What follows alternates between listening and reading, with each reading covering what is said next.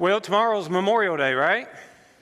And I will have to say, I said in the first service, I didn't expect as many people in the first service as was there. And to be honest, I didn't expect as many of you all who are here today. It must be the rain. No. I always jokingly say with other pastors, you have a church with money, we'll travel. That's quite the norm on holidays, but I'm thankful you're here. I'm not complaining. I like having you here on Memorial Day. Memorial Day is an American holiday that sort of has a gradual history.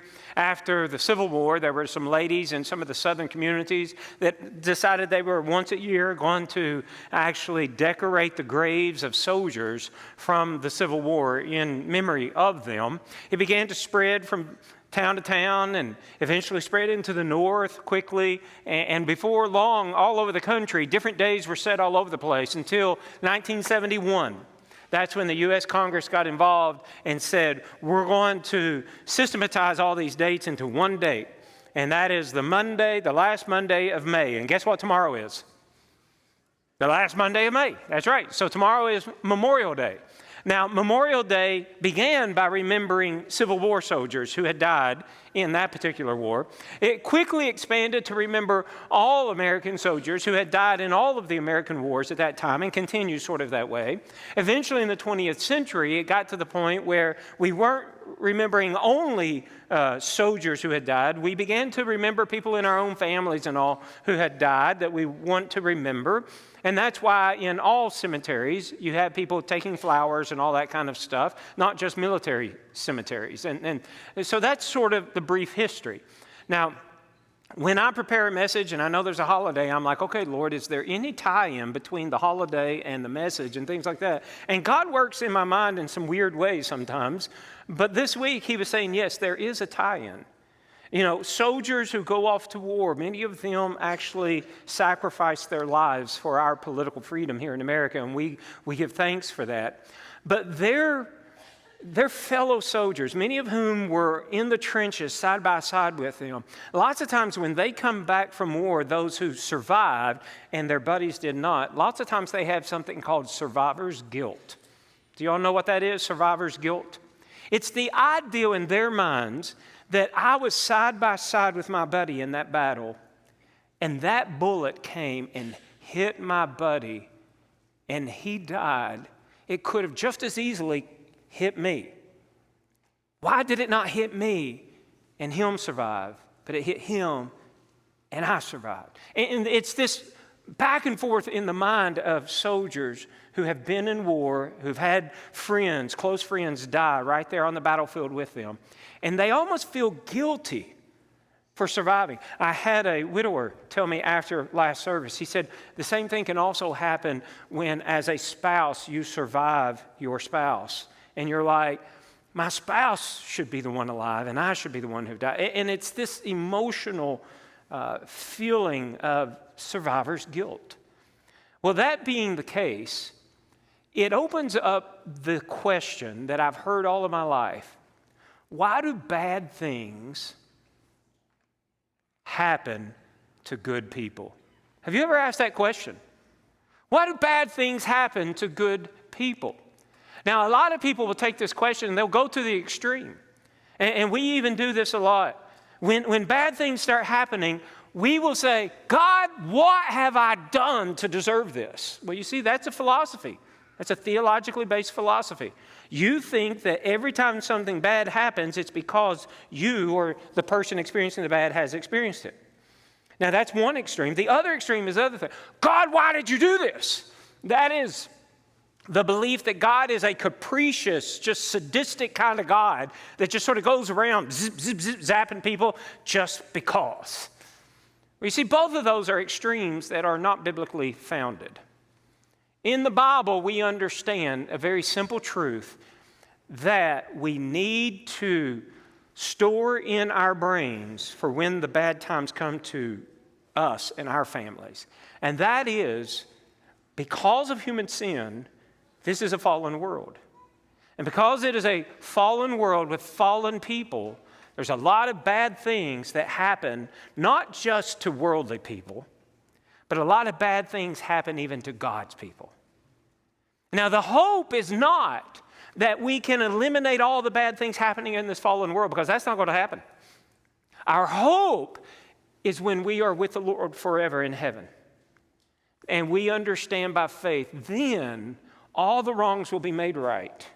All the bad for God's people will be straightened out, and we will only know God's goodness at that time.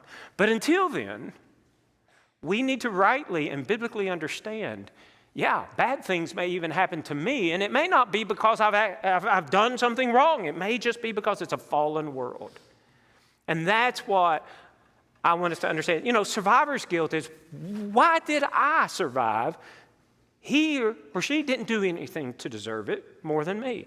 It's that trying to figure this stuff out. It's a fallen world. Sometimes it just happens. And the question is, do you trust God even when you don't understand your life in this fallen world? And that's what I think we can see in Ecclesiastes chapter 6. That's the tie-in on how does Ecclesiastes 6 fit with Memorial Day, fit with our memory of soldiers who have died in battle, fit with what about when bad things happen to me? Ecclesiastes 6 helps us understand this. The first thing I want us to see is in verse 1. It's the general statement. There is an evil which I have seen under the sun, and it is common among men. The evil there we understand is sin. And because of sin, Adam and Eve committed the first sin. We have it recorded there in Genesis chapter 3. And as soon as human sin entered into creation, that's when the curse was given. And the curse not only impacted human beings, it impacted all of creation. The curse to Adam was that the ground now is cursed even. The land itself, thorns and thistles, sweat of the brow, you're going to have to work to survive now, because not only, Adam, are you cursed with the impact of sin, but the very ground that you till is cursed. Well, you see, that's what Solomon is pointing out in verse 1. There is an evil. That evil is sin and all the negative impact which he has seen under the sun, and it is common among men. Everybody experiences the negative impact of sin, so long as they're living in this sin-fallen world. That's what he's talking about here. Now, what he does in the rest of the chapter is he identifies 4 areas of life where this common experience of fallenness is felt by everyone. And this is not one of those woo messages where you go out and you're like, oh, it is such a beautiful day. This is one of those messages that you put in your mental filing cabinet, because if you're not going through a struggle right now, you are going to if you live long enough. And you need to understand this truth so that you don't necessarily just automatically blame yourself, and you don't necessarily blame God. You understand it is the nature of a sin-fallen world. And that's what I want us to see this morning. First area, fallenness can cause physical health issues. Notice in verse 2, a man to whom God has given riches and wealth and honor, so that that man lacks nothing for himself of all he desires, yet God does not give him power to eat of it, but a foreigner consumes it. This is vanity, and it is an evil affliction. Now, the hypothetical situation here Solomon's describing is a man, and notice in verse 2, this man has been given by God, now directly or indirectly. The very fact that God created all things, that if anything good happens in a person's life, it is God-given. Whether God directly gave it or they are able to acquire it through just living in this world that God has made. He is the giver of all good things. All good things come down from the Father of lights. We read that in the book of James. So we understand then, God, whether directly or indirectly, has given this hypothetical man riches, wealth, and honor, and he didn't like anything. I mean, he's got the world by the tail. He's living the life. The very first sermon I talked about, he's living the American dream. Even from today's modern perversion of that concept, he's living the American dream. And yet, there is something that's missing in his life. Could you identify it? Physical health. That's what's missing. Here's the point that Solomon was inspired to make that we need to understand. You can have wealth without health. And that's what's described in verse 2. Notice, God is given riches and wealth and honor, and then the last part of the verse, yet God does not give him power to eat it. The phrase power to eat is a colloquialism of the ancient world. It means he doesn't have the health. His health is so poor, he cannot enjoy all of the riches, wealth, and honor that he has in his life. He is a sick man. And folks, we understand it even today, that some people have the whole world, and yet, for whatever reason, their health does not allow them to enjoy it to its fullest. Let me give you a few examples. Steve Jobs. You know who he is? Steve Jobs with Apple. You know, he had his ups and downs. If you read about his lifestyle, his life, you know, he helped found it, and then he got kicked out of it, and then Apple acquired the company he started later, which got him back in it, and then he became CEO again.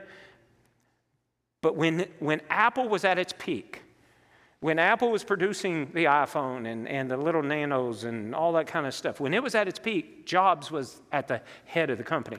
He was at the peak of his career in his early 50s when he was diagnosed with pancreatic cancer. And he died at 56 years old. Folks, in August, I'm going to be 56 years old. That's not old. Say it with me. 56 is not old. Right. He was at his peak. And he didn't get to enjoy any of the fame and the riches that came along with it very long at all. Let's go to the world of sports. How about Reggie Lewis? In the 1990s, the big name at the Boston Celtics was Larry Bird, the legend, right? When Larry Bird retired, Reggie Lewis was named the team captain for the Boston Celtics. Everybody believed that Reggie Lewis was going to be the next Larry Bird. He was going to become a legend himself, just like the Birdman had. And the problem is that Reggie Lewis died of a heart attack, age 27. And today we know him for all of the potential that he never was able to achieve. Why Reggie Lewis? Why Steve Jobs? Why Kyle Petty? Not Kyle Petty. Sorry, Kyle Busch. You NASCARs, you know I just committed a horrible sin, right? Sorry, a little bit generational mix-up there. Why Kyle Busch? I was just reading. I didn't even know it until 2 days ago, I think. I was reading an article. Age 41. He came down with pneumonia. He just got so weak. Took him into the hospital this week. Went septic. Died. Age 41. At the peak of his NASCAR career. You see, you just don't know. Now, I don't know the spiritual condition of these three guys that I'm sharing with you. I can take a few hints from the way their public lives were going. But let me ask you another one. Why Taylor Phelps? You're like, who's Taylor Phelps? Taylor Phelps was one of my pastor friends in Roane County. When I came over here 3.5 years ago, we'd been here just a few months. Taylor Phelps, 36 years old, was in pre-dawn hours. He would meet each morning with a group of Christian men, and they would exercise and run together and do all this kind of stuff.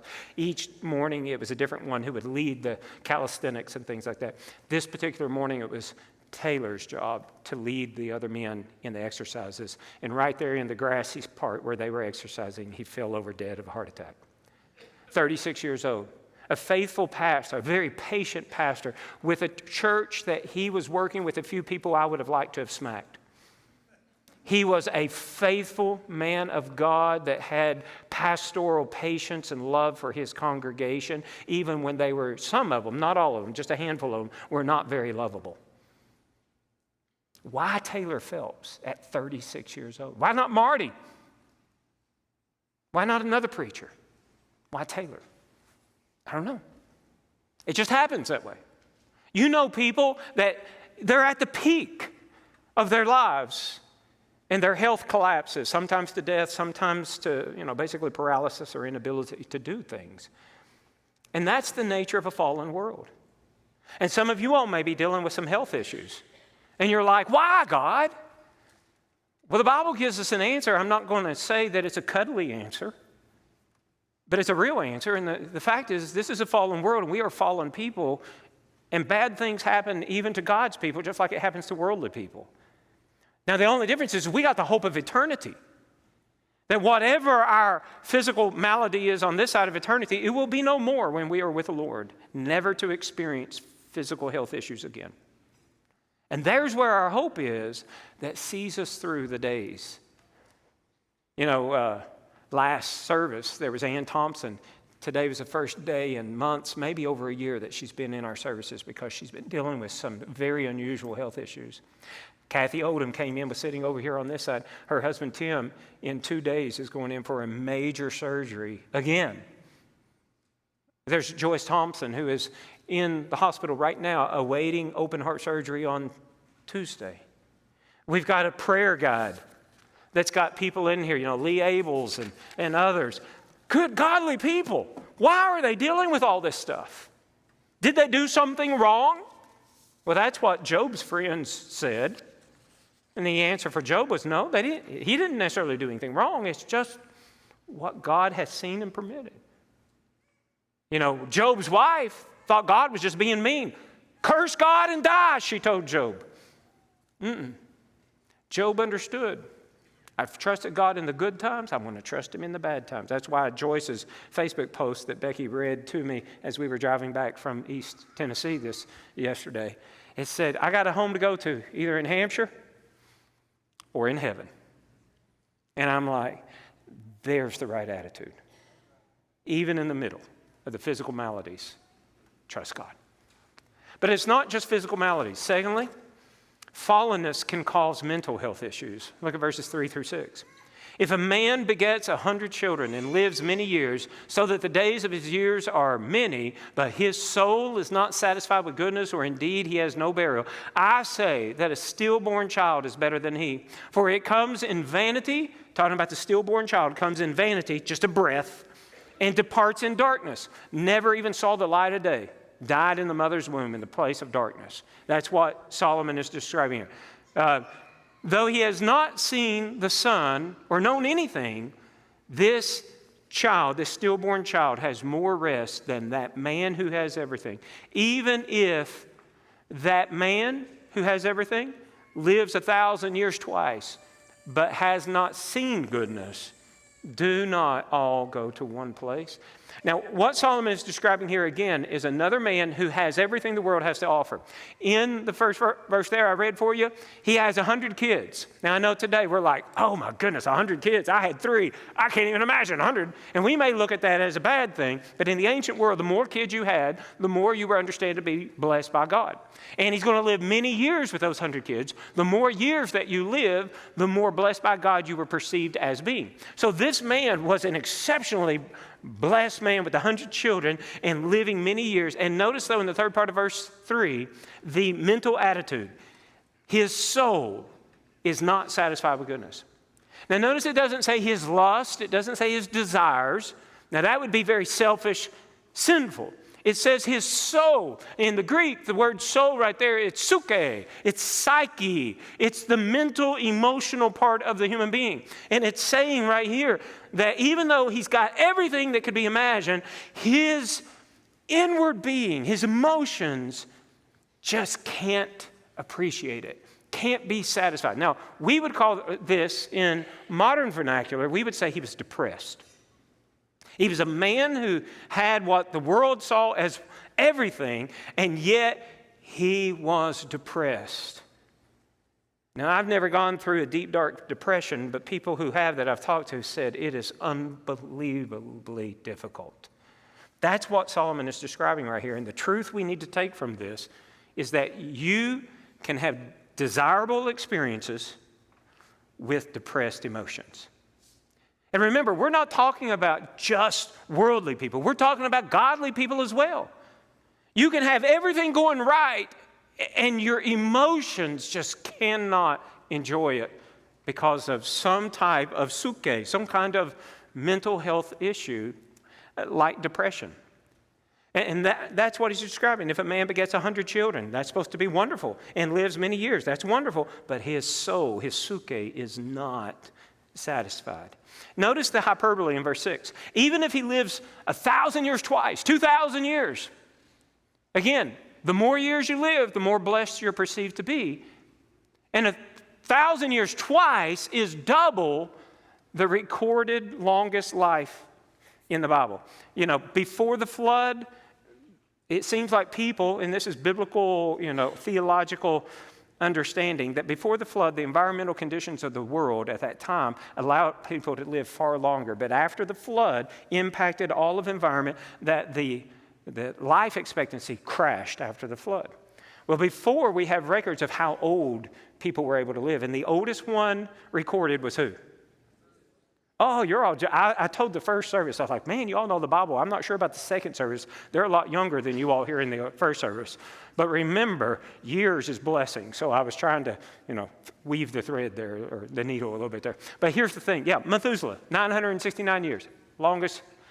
And what Solomon says, if this man were to live 1,000 years twice, he's going more than twice as long as Methuselah lived, means he is hyperbolically blessed, and yet his soul is not satisfied. There is something sometimes in this broken world and in our broken bodies that we cannot mentally even work through all of our emotions.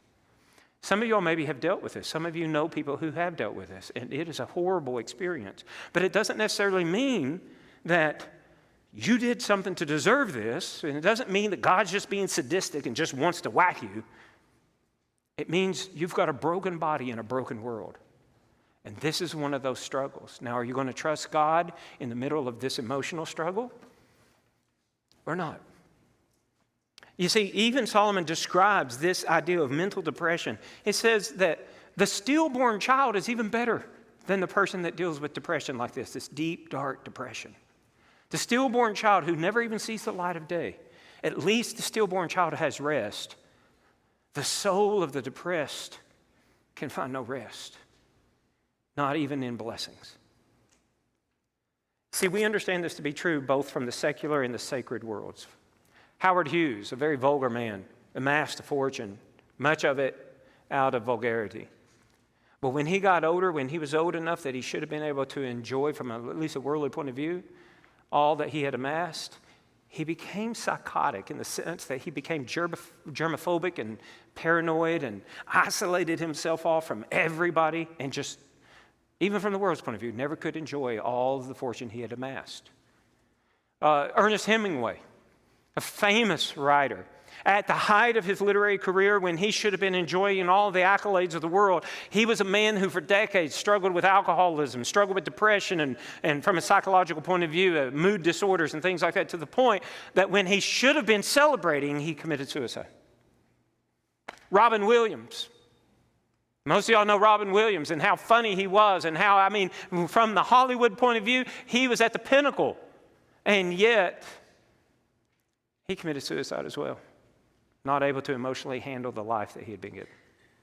Now, these are worldly people, and for the most part, we can know that these were definitely not godly men here. But how about a godly man by the name of Charles Spurgeon? You all know that name? Charles Spurgeon was the Billy Graham of the 1800s. He was the mega church preacher, the godly man, and yet we know constantly throughout his ministry he had to take informal sabbaticals because he was having constant fights with depression. He had it all from the ministerial point of view, and yet he too, a very godly man, had constant fights with depression. You see, physical maladies, physical health issues, and mental health issues, they're not just isolated to people who've done bad things. It's a part of fallenness for us as fallen human beings. Whether we're saved or not, doesn't matter. We all sometimes just deal with some of this stuff. And that's what Solomon is observing and letting us understand. But these are more physical. Let's go, how about fallenness can cause financial health issues? We talk about financial health in the business world and things. Well, look at verse 7 through 9. All of the labor of man is for his mouth, and yet the soul is not satisfied. For what more has the wise man than the fool? What does the poor man have who knows how to walk before the living? Better is the sight of the eyes than the wandering of desire. This also is vanity and grasping for wind. So here, notice the subject matter is shifted in verse 7. All the labor of a man. It's talking about the hard work. What's it for? It's so that he could put food into his mouth. It's for the mouth. Now, this is a colloquialism that's identifying the fact that you've got to, in this fallen world, work hard in order to acquire the necessities of life. You've got to. You remember the curse in Genesis chapter 3 on Adam? No longer is he going to be able to tiptoe through the Garden of Eden and just pluck, any fruit and whatever he wanted. At this point, God said, you're cursed, and the ground is cursed with you.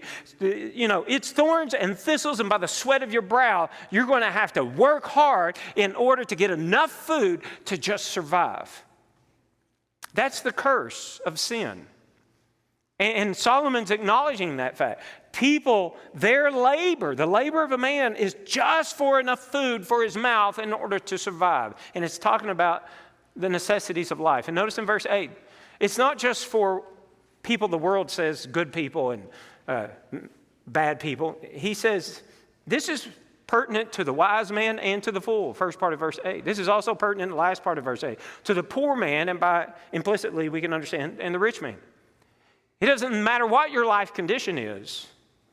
If you're going to survive, you're going to have to work hard unless you abuse the government, system that gives out stuff and you take when you shouldn't be taking. I always say, and I think it's important for us as Christians to understand this. Just because it's offered doesn't mean you should take it. You take what is needed. I am all in favor of assistance, whether it's church assistance, government assistance, that kind of things. The problem is when it's abused. And as Christians, we should never abuse any system because we understand we are to work hard to feed the mouth. That's just part of this world. And in this, we learn this valuable lesson. You can have possessions without satisfaction. See, all the labor of the man is for the mouth, and yet the soul is not satisfied. Again, there's that soul, that suke. We're not talking about a sinful lust not satisfied, a sinful desire not satisfied. We're just talking about inwardly the normal human being, no matter how many possessions or how few possessions, the possessions are never going to bring satisfaction. We understand from the Bible that there are two extremes when it comes to possessions and money and finances and all. One, some people, they work hard. I mean, they work really hard and they never have enough. They're just barely scraping by. You all know people like that? Maybe you're that people. Well, you see, Solomon even references that in the second part of verse 8. He says, when does the poor man have, what does the poor man have who knows how to walk before the living? Now that phrase, who knows how to walk before the living, means he's living his life rightly. He's doing everything he should do. He's working hard. He's being honest. He's a man of respect. People respect him. But what has that gotten him in the way of finances? What's the answer? He's still poor. He knows how to live among the living, and yet he's still poor. And what Solomon, through this rhetorical question, is asking is, why does the man who lives rightly and still is just barely scraping by? It's because it's a fallen world. It just happens that way sometimes. Now, implicitly, we can deduce then that the rich man, maybe the rich man, he cheats and he does things that's dishonest and he's fabulously wealthy. Why does that happen? Same reason that a man who's honorable and is still poor stays poor. It's because it's a fallen world and there is not a equal distribution of wealth and everything. There's things that's just not fair that happens in this life. And we understand that both physical health, mental health, financial health, things that just don't seem right. So how, as God's people, should we approach these circumstances financially, physically, mentally? I think verse 9 is a key. Better is the sight of the eyes than the wandering of desire. Now, what does that mean? We need to learn to live with contentment with what we actually see in our lives versus always desiring more and more, because you will keep chasing your tail if you're never satisfied. This contentment, no matter what your circumstances are, poor, rich, wise, not as wise, healthy, unhealthy, struggling emotionally, on top of the world emotionally, whatever your situation is, you need to understand that you need to learn to be content in that situation. not always grasping after the wind that you don't have. That's what the whole book of Ecclesiastes is teaching us, which ultimately becomes, do you trust God even when your current circumstances are not optimal? Now, Jesus told a parable that really comes to this point. In Luke chapter 16, you all remember I said a parable. Some people call it a parable. I don't particularly think so because Jesus didn't call it a parable. But he talked about the rich man and Lazarus. Y'all remember that? Now, at the end of the story, we understand that the rich man was not a righteous man. Why? Because he ended up in torments. And we understand that Lazarus was a righteous man. Why? Because he ended up in the bosom of Abraham. He ended up in heaven in the presence of God. So we know where they are spiritually when they're living out their lives here. But I want you to notice the one who was unrighteous had it all. The one who was righteous had nothing, so much so that he was begging for the scraps. Is God all powerful? Yes, he is. Could God have changed those circumstances? Absolutely, he could. And yet he didn't. You see, whether it's physical health, mental health, financial health, stuff, we understand that God can intervene at any time. Let's take Joseph, for instance. Joseph, when he was a young man, his brothers were jealous of him because of all the special treatment their daddy gave to Joseph. You remember that? And when Joseph was out in the field and his brothers saw him, what'd they do? They accosted him and they threw him into a well, and then they pulled him out and they sold him to the Midianites. I'm emphasizing that because I had 2 or 3 people in the last service said I said Mennonites, and maybe I did. I don't know. It wasn't the Mennonites, it was the Midianites he was sold to, and then he was sold into slavery down in Egypt. So down in Egypt. Now, Joseph, I'm sure when he was down in the bottom of that well, he's probably thinking, God, rescue me. But God chose not to intervene in the sin of his brothers against Joseph. And I bet Joseph was crying out to his God. Why did God not intervene? Well, one thing we understand, because God had a bigger plan that Joseph could have never understood when he was sitting in the middle of that well. Because Joseph could have never imagined that one day, not too far, he would be languishing in a prison, Egyptian prison, when God would raise him up to become the second in command of the most powerful empire on earth at that time, the Egyptian empire. You see, had Joseph gotten what he wanted, he would have never seen the power of God working in a great and mighty way. He had to go through the suffering to see what God had on the other end. We see it all the time. Moses killed a man. God could have intervened and stopped him from killing a man, but he didn't. At 40 years old, Moses had to run away from all of the luxuries of Egypt and go into the desert for 40 more years. But it was another 40 years before God intervened in Moses' life and said, now I'm ready to use you. Jesus' disciples. God could have intervened and protected every one of them, but he did not. One died of suicide because he had no faith. 10 of them died of execution because they did have faith, and one was persecuted all the way to the end of his life. God could have intervened on any of their parts, but he chose not to. But he used them through all the persecutions and executions that they each faced.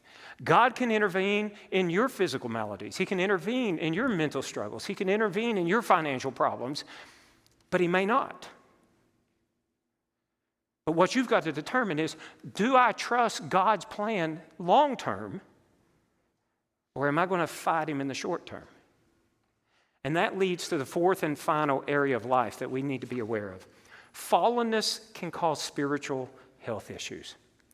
Notice in verses 10 through 12, it says, wherever one is, he has been named already. For it is known that he is man, and he cannot contend with him who is mightier than he. Since there are many things that increase vanity, how is man the better? For who knows what is good for man in life? All the days of his vain life which passes like a shadow.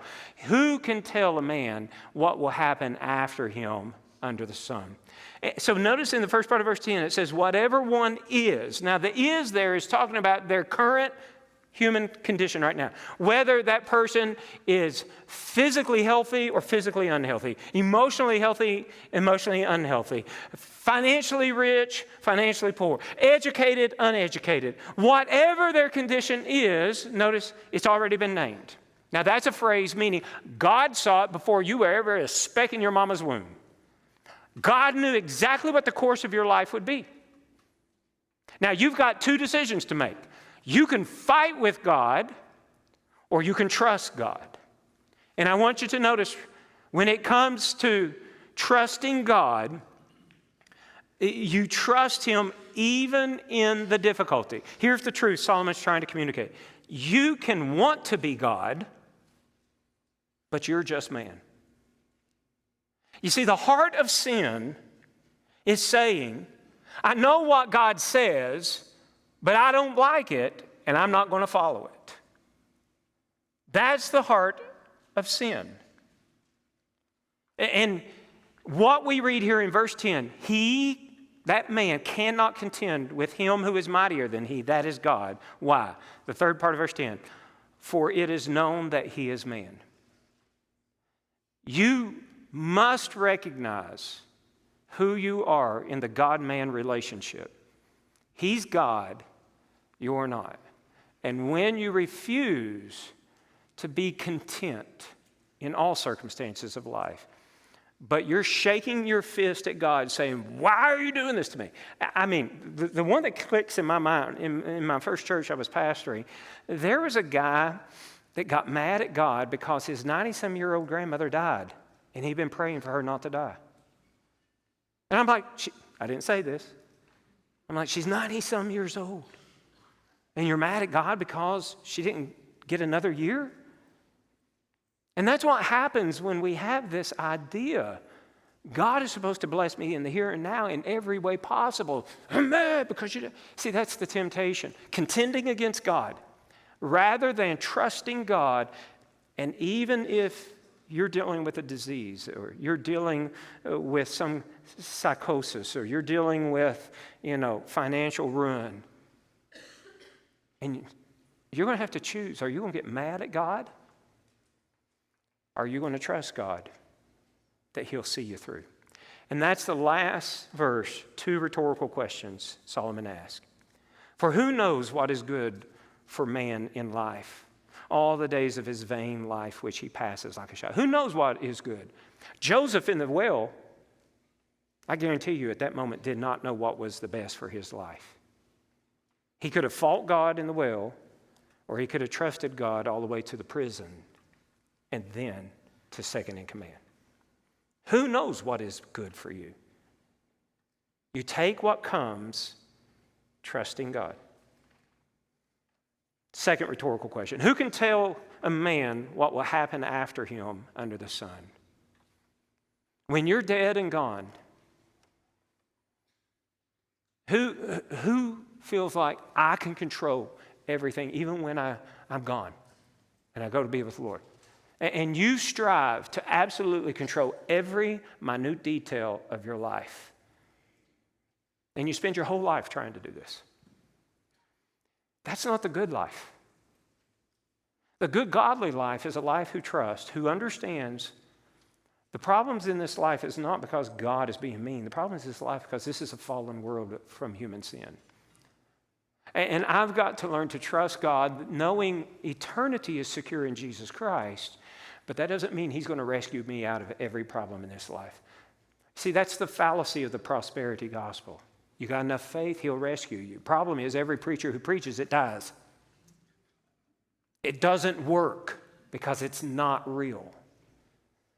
You've got to determine, no matter how bad it gets, do I trust God to see me through? Did I tell you all this was going to be a really exciting sermon that you're going to go out feeling all hunky-dory?